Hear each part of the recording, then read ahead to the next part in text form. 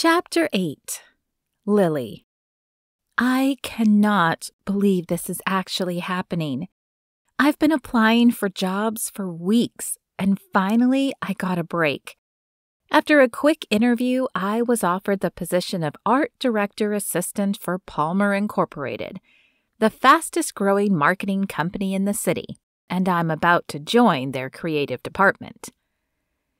My hand trembles as I reach for the brass handle, and a feeling of trepidation and excitement courses through me as I step through the glass entryway.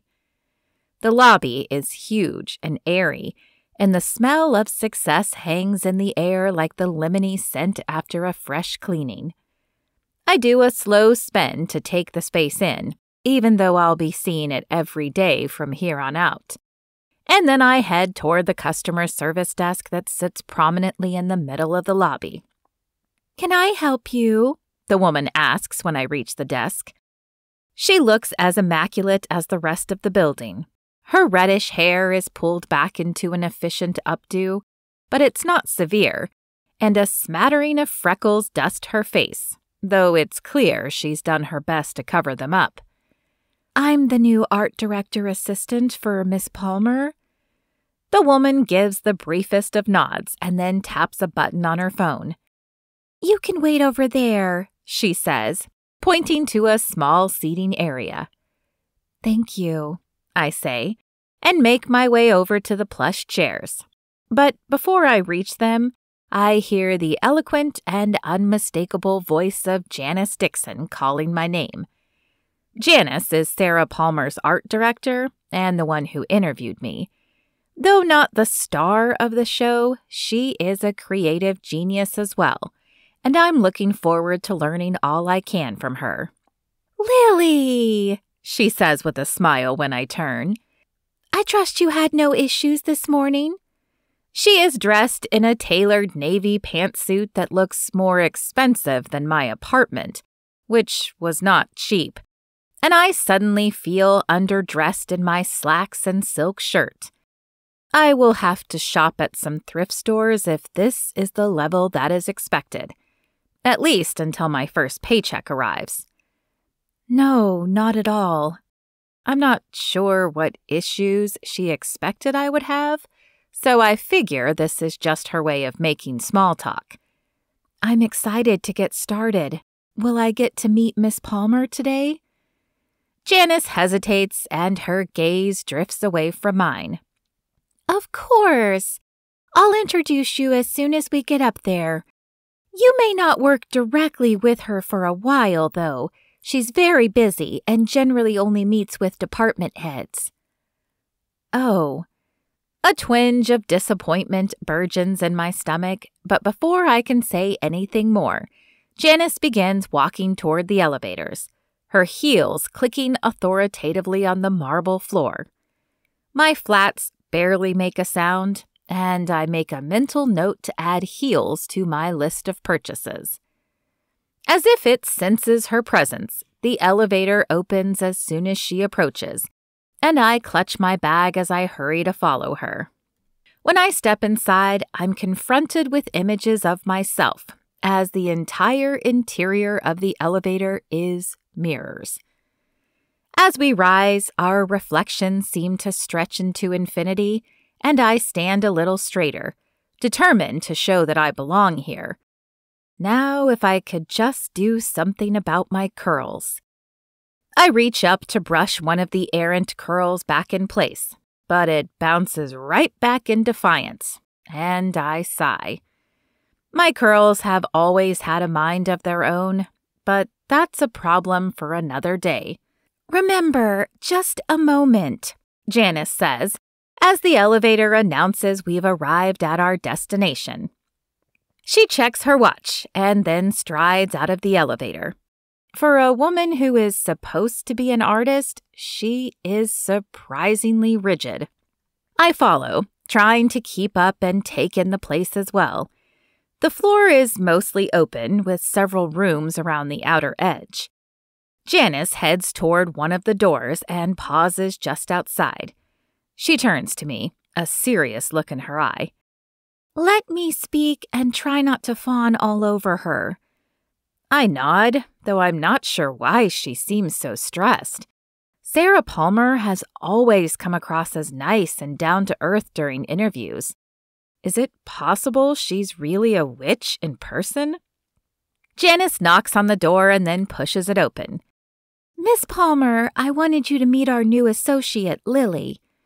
She steps inside and I follow, my mouth parting slightly at this office. Not only is it larger than my kitchen and living room at home, but one entire wall is simply windows with a breathtaking view of the city skyline. There's a couch along another wall nestled in between two bookshelves, and a bar on the other side of the room. A massive mahogany desk sits in front of the windows, and at the desk is Sarah Palmer. Miss Palmer stands, and her gaze rakes over me. Her eyes are a shade of blue that reminds me both of the summer sky and the harshest frost in winter. Her hair is pulled back into an elaborate updo that somehow looks meticulous and carefree at the same time. And though she smiles, it is an odd smile that doesn't quite reach her eyes. Miss Williams, it's a pleasure to have you on board. Janice spoke highly of you. Thank you, Miss Palmer, and may I say it's an honor to meet you.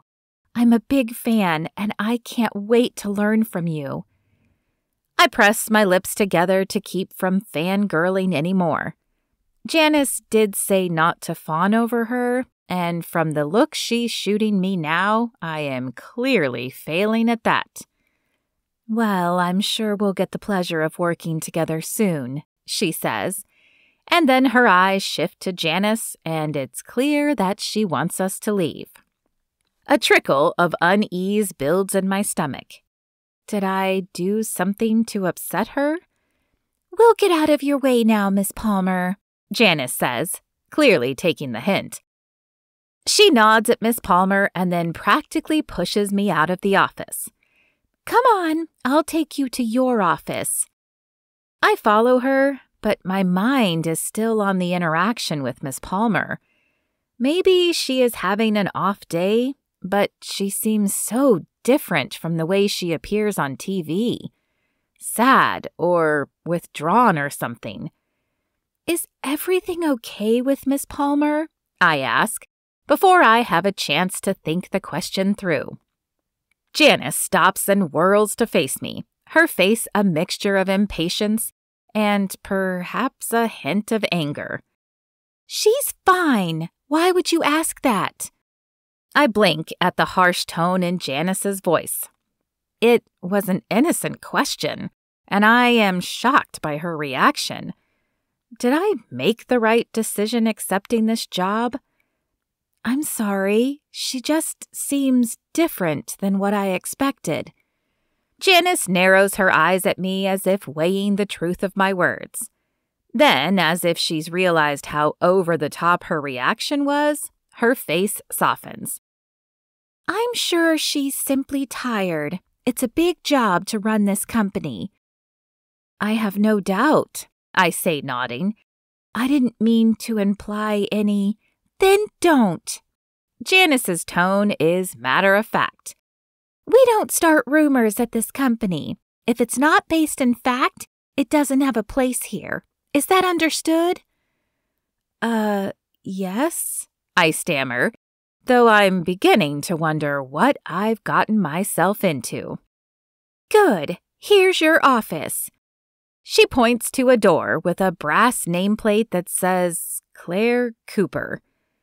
I look at the name and then back at Janice, confused. That says Claire Cooper. Are you sure this is the right office? Her jaw clenches slightly, but she nods. Yes, I'm sure. Someone just forgot to remove the nameplate. Claire used to work here, but doesn't anymore. She reaches up to pull it off, but then realizes it's screwed in. I'll have that taken care of tonight. She opens the door and motions for me to go inside. Most of your work will happen here, other than when we do creative meetings. Feel free to decorate your desk with personal items. The log-on and your agenda for the day are on a piece of paper on the desk. It should be self-explanatory, but I'll be around to answer questions if necessary. Do you have any? I have several, but none I feel like asking at the moment, as I'm not sure what reaction they'd get. I'm sure I'll be fine, I say as I step into the office. It's nothing like Miss Palmer's office, but I do have a window, and it's my space, so I can't complain too much. Good, I'll let you get settled then. Janice glances around the small office and then turns and leaves. I stand there for a moment, wondering what Janice was looking at, and then I turn in a slow circle to see if anything jumps out at me. But it's just an office, and a simple one at that. Perhaps I'm reading too much into her look. Maybe she was friends with Claire Cooper and was simply having a moment of nostalgia. Or maybe she was deciding the office needs updating. Either way, this job is not quite what I was expecting, but I'm sure it will be fine. It has to be, right? Sighing softly, I begin pulling my things out of my bag. I didn't know what they'd have available, so I brought my favorite art supplies with me. Pencils sharpened to fine points. Erasers slightly smudged, but still with plenty of life in them, and markers in a gradient of hues. I lay them meticulously on the desk, like soldiers awaiting command, and then pull out my sketch pad. Though a few pages have been filled with doodling, the rest is blank, the untouched whiteness both intimidating and exhilarating. I heard there was a new hire. You must be her. I look up to see a woman with sleek blonde hair and cat-eye glasses in my doorway, who looks like she has been transported right out of the 50s. Her dress is white with cherries on it and a solid white collar. It even seems like she has a petticoat of some sort underneath, as her skirt flares out more than normal. Her mouth parts slightly when we lock gazes. Yes, I'm Lily, not Claire Cooper like it says on the door. She blinks at me for a moment and then shakes her head. Everything okay? I ask. Yeah, you just remind me a little of Claire, though I can't really put my finger on what it is. Really? That is odd. I wonder if maybe that's why I got the job. Maybe Janice was also reminded of Claire? Did she take another job? Her smile fades for a moment. No, she didn't. They told us she took her own life. My hand flies to my mouth. Oh my goodness, I'm so sorry. The woman nods. Thank you. It was definitely shocking, but Claire didn't seem depressed to me. She pauses, and I'm about to offer condolences when she shakes her head and continues. I'm sorry. That's a horrible way to introduce myself. I'm Carrie, by the way. I work in copywriting. She steps fully into my office and holds out her hand for an introductory shake. Pleasure to meet you, Carrie. You as well. Has Janice given you the full tour? I keep myself from laughing out loud, but just barely. Janice practically dumped me in my office and ran away. But I can't share that. At least not until I know how Carrie feels about Janice. So I shoot for something a bit more diplomatic. Not unless the full tour consists of the elevators in this office. Carrie smiles and shakes her head. It definitely does not. Come on, I've got a few minutes, so I'll show you around. Janice probably has some client concerns to deal with. Are you sure it's okay? I know it's only my first day, but as neither Janice nor Sarah Palmer are what I expected, I don't want to do anything to jeopardize my job here. She tilts her head and gives me one of those, you have got to be kidding looks. You want to know where the cafeteria and lounge spots are, right? I suppose that would be helpful, I say with a smile. Then come on. She leads the way to the elevators and we step inside. A moment later, the door opens to a different level and Carrie steps out. This is the lounge level, she says. Here you'll find the small gym we have. She points to a room on the right. It doesn't have a lot of equipment, but there are a few weights, a couple of treadmills, and some bikes. It's not generally busy, which is nice, too. Wow, no one told me there was a gym, I say. Not that it would have made much difference to me, as I've never been much of a lifter or a runner, but I guess it's a nice perk. Yeah, if you're into that sort of thing, she says with a nonchalant shrug. Personally, I'd be more excited if we had a pool, but this isn't LA. That would be nice, I say with a chuckle. And on your left, we have a few really snazzy conference rooms in case you have to have a client meeting and the one upstairs is booked. She points to the rooms like Vanna White indicating a puzzle. I glance inside one, nod, and give her a small smile. Nice. Indeed. She leads the way into the cafeteria. I'm going to grab a muffin and a coffee. Do you want one? Sure. I glance around the room.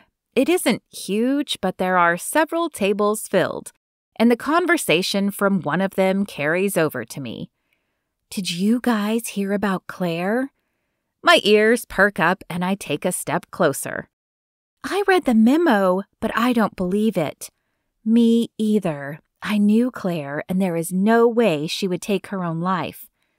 Sometimes we don't see it. Remember Lily? I pull my attention from the conversation to look back to Carrie, who is motioning me over to the line. Sorry, what? I asked what kind of muffin you want. She points to the offerings and I select a chocolate one.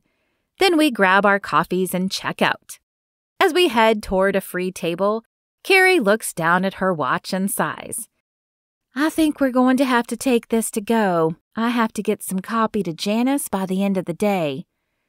No problem. I should probably work through the agenda she left for me as well. We head back to our floor, and then Carrie drops me at my office, promising to check in on me later. When Carrie leaves, I look at the sheet left by Janice and then log into the computer. It seems fairly straightforward, and it only takes me a few minutes to set up an account. Once in, I scan through old campaigns to get a feel for what will be expected. I see Claire's name on a lot of them and can't help wondering about her. Is it possible she did take her own life, even though it seems she didn't appear depressed?